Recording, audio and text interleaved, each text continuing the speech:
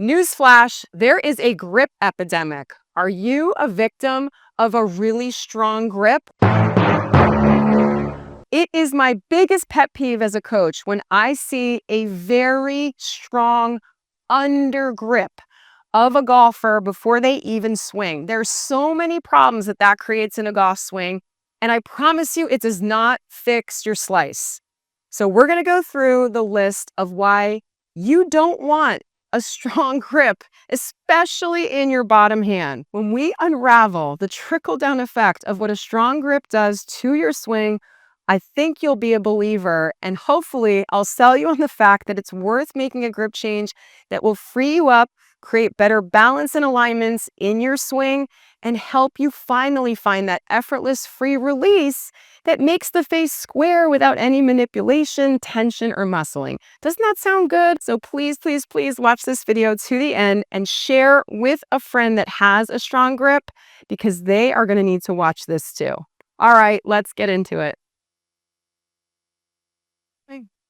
First of all, a strong grip is one that is twisted away from the target too much. This would be neutral and this would be strong. Now, some golfers have a really strong bottom hand and the top hand looks okay. For others, both hands are turned really far to the right. The bottom hand to me is more important with what I'm about to describe, but the top hand has its implications too. So again, I've said this a million times in all my videos. I'm a fan of a neutral grip. And if you want more grip details, there's a whole nother video I did all about grip tricks and how to get square and neutral. But this is really to help you understand why strong, really strong is bad. Under gripping the club, underhanding, under gripping the club.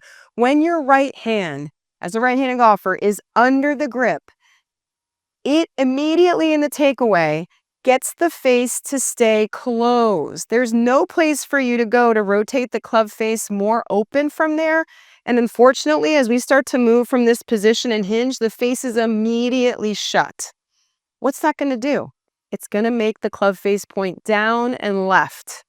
So either your shot's going to go down and left, or you're going to have to do something about it before you ever get back to impact. And we wonder why we have all these manipulations that we do through impact, why we feel so tight, and why we end up slicing, because we're blocking a closed face from doing the damage that it will to make the ball go low and left.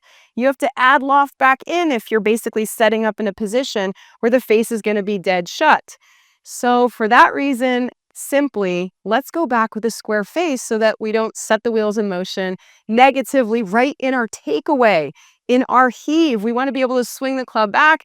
And if your hand's really under, this is not a swing. This is kind of a lifting and twisted position. So as you can see, it's not natural. There's no shape to my pendulum from this position. The other big problem from this under grip is look at what it's doing to my arm. See how my arm is twisted under? My shoulder is down. So now I have all this excessive side tilt, which changes the shape of my backswing, maybe even my path, and may invite me to want to come over the top because of how my body's twisted and how I have to unravel that to even make contact from there. So if you want to have a backswing that's square, you want to have a face that's square in your takeaway, if you start like this, unfortunately, you're predisposed to a closed face if you hinge. And if you follow this shoulder line, you're way inside before you even begin as well. For both these reasons, that right arm twisted under is really a problem. I know I'm on my soapbox right now, but clearly I feel so passionate about this because I see it every single day on my lesson tee in every one of our camps we do for True Swing. I'm always fixing grips, so please follow along. Now I want you to think logically about this for a second. If I didn't have a golf club and all I had was my right hand to hit the ball straight that way, I would not come into the golf ball with my hand under and present the side of my palm to hit the ball. I would come in and try to hit it with my palm, and that would propel the ball forward in the direction of my target. Make sense? So for me, as a right-handed golfer, okay, my right hand is the club face. So as I hold this in space and I pick it up, you can see the face is nice and square. I want my right hand to match that club face. Hopefully you can see that there. And as I drop my hand down, this is more of a side-on position as opposed to being under. Here, my palm is not matching the face. And so as I swing, that orientation doesn't really give me great leverage. This gives me leverage as I want to come back to impact because that mimics the way the face should be as we come back. We want it square to our target line, right? And not twisted under or not by accident now closed because I did come back with my palm to the target. And unfortunately, in doing that, if I start here and I come back with a square palm, I actually get penalized with a closed face. All right. So if you want to be instinctual, athletic, you want to be just responding in your swing and have natural motion, how about matching your dominant hand to the club face? If you're right-handed, I like you playing right-handed golf as opposed to the other way around. I know some people have learned differently, but that's my preference. So here's my right hand side onto the face. I'm going to grip it. And now at impact, it all makes sense because my palm and the face match each other. Whew. All right, moving on. Let's talk about the left hand for a minute. When this left hand is really strong, up at the top, a lot of times we see a big cupping that happens and a position that we would call cross the line. Cross the line is when the shaft starts to really tip on the opposite side of my target line, crosses my head like this. A lot of times that strong left hand, as it cups, really sets a deep hinge, but it also can lead to that position. Generally, that's what I see. It's not for every golfer, but it's just one more thing that's creating an unfortunate angle that then you have to unwind and time up. So instead of that, having a neutral grip at the top of the swing, generally it doesn't mean it's a guarantee you still won't do this, but if you start with a flatter left wrist instead of really over and really cupped like this to start with, a little bit flatter, a little bit more extended, it stays relatively extended at the top as the wrists are still hinging. Now the face up there is nice and square instead of being cross the line and arguably a little bit open. Isn't that funky? A strong grip causing an open club face now on the way down. How many times do golfers with strong grips slice the ball? All the time. And yet there's so many slice fixes that says strengthen your grip and you'll be able to release the club face and close it.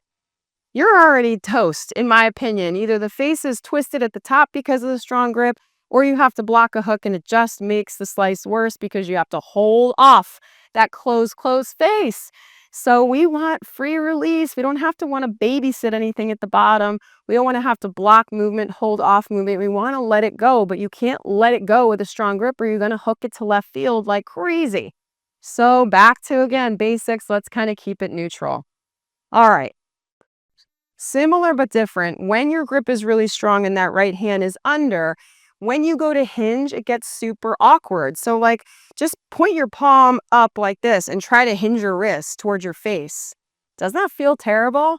Now hold your hand straight out in front of you and just pick up your wrists up and down more like this. Okay, that vertical hinge is how we want that right hand hinge to work in the swing. But when everything's twisted really under and strong, that hinge gets compromised. And so at the top, that's one position. Or if you actually now hinge it in a way that feels good, the face is also dead shut. You just can't win.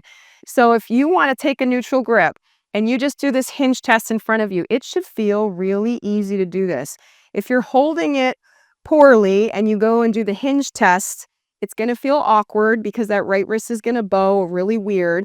Or if you do hinge it, all of a sudden it's going to hinge sideways and you're going to know you're not in the right position. So up and down vertical hinge, check to see that your right hand is neutral enough that you can do this really easily in front of your body. And now you have leverage the right way in the golf swing without the club face twisting as you actually hinge your wrists. Last stop on my complaint train about the strong grips, and that's the follow through. To me, coming through, when you have that strong grip, you have to block a hook. This becomes the follow through moment to hit it straight. It becomes scoopy or it becomes chicken wingy. And both of those are breakdowns that are just unfortunate. They're robbing you of speed and power when you want it the most right through impact. So if you want speed and power through your swing, you take that neutral grip, you have this nice L position developing up here without the face twisting. And guess what? There's another L that develops over here. Notice how my forearms are actually rolling over. So if you take a neutral grip and you do an air swing, which I'm a big fan of, you should feel a nice rollover and flip of the arms and forearms and a little bit of the wrist. Watch what's happening. Do you see how I'm rolling? But that strong grip, if I try to roll, either is super closed or I'm going to have to scoop it. How awkward is that? There's no place for it to go, okay? So you're doomed in the follow through to have a really poor follow-through release, nothing that's matching the target line with any kind of freedom. So do yourself a favor, neutral grip, so you have leverage, but you're not awkward about it, and then swing free. How good is that? When you watch the best players in the world through impact, they're right here. Notice that position, study that position, practice that position with a neutral grip. I'm putting down the driver and I'm grabbing a wedge because there's actually a really important connection too that you need to understand. If you have a strong grip when it comes to chipping, it is death around the green to have a strong grip when you're trying to chip and pitch. Let me show you why. If I'm trying to hit a little chip shot, a low, medium trajectory shot, I want to lean to the green and keep my wrists relatively quiet. But if my grip is really strong, all of a sudden that tilt that starts to develop with that under grip gets me moving the club inside or gets my head and chest behind the ball. And before you know it, I'm fatting, thinning, sculling, just because my body position is affected by my grip position. The other obvious one is that your hinge is affected per the notes that I already talked about.